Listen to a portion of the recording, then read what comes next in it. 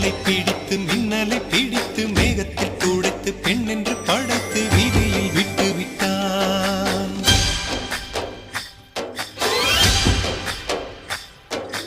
இப்படி இன்னொரு பெண்மையை படைக்க தன்னிடம் கற்பனை தீர்ந்ததை எண்ணித்தான் பிரம்மனும் மூர்ச்சையுற்றான்.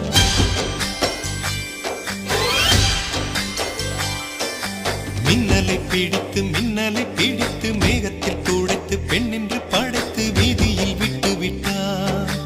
இப்படி இன்னொரு பெண்மையை படைக்க தன்னிடம் கற்பனை தீர்ந்ததை எண்ணித்தான் பிரம்மனும் மூர்ச்சையுற்றான். அவளின் நாசிக்குள் நுழைந்த காற்று உயிரை தடவி திரும்பும் போது மோட்சம் அடைந்து ராகங்கள் ஆகின்றதே. மழையின் துளிகள் அவளை நனைத்து மார்பு கடந்து இறங்கும் பொழுது முக்தி அடைந்து முத்துக்கள் ஆகின்றதே. மின்னலை பிடித்து மேகத்தில் துடைத்து பெண் என்று படைத்து வீதியில் விட்டு விட்டான்.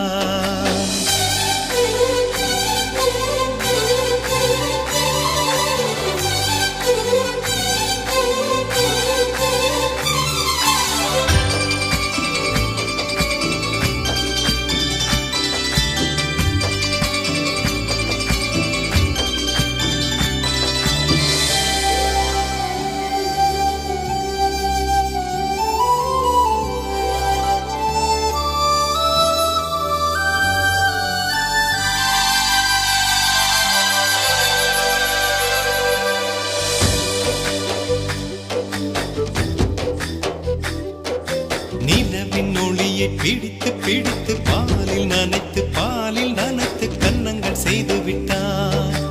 உலக மலர்கள் பறித்து இரண்டு பந்துகள் அமைத்து பெண்ணை சமைத்து விட்டான். அழகு என்பது ஆண்பாலா பெண்பாலா என்பதில் எனக்கு சந்தேகம் தீர்ந்தது. அழகு என்பது நிச்சயம் பெண்பாலடா.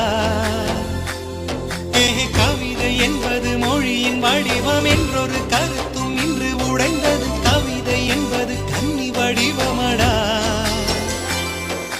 மின்னலை பிடித்து மேகத்தில் துடைத்து பெண் என்று படைத்து வீதியில் விட்டு விட்டான்.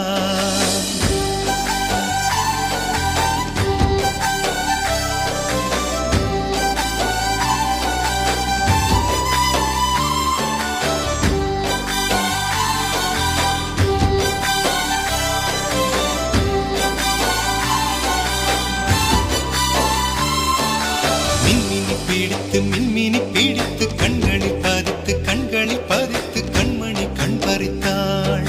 தங்கத்தை எடுத்து அம்மியில் அரைத்து மஞ்சளாய் நினைத்து கண்ணத்தில் குழைத்து ஜீவனை ஏன் எடுத்தாள்.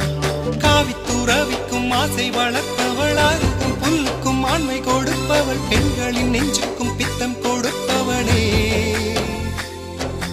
தெரிந்த பாகங்கள் உயிரை தந்திட, மறந்த பாகங்கள் உயிரை வாங்கிட, ஜனனம் மரணம் ரெண்டும் தருபவளே. மின்னலை